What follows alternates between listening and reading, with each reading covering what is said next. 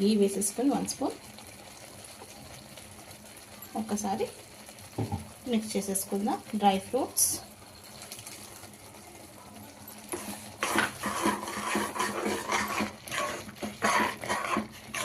ఎవరు బీట్రూట్ తినరు వాళ్ళకి ఇలా చేసి పెడితే వాళ్ళకి కూడా నచ్చుతుందండి. ఇలా లాస్ట్కి కొంచెం మెలన్ సీడ్స్.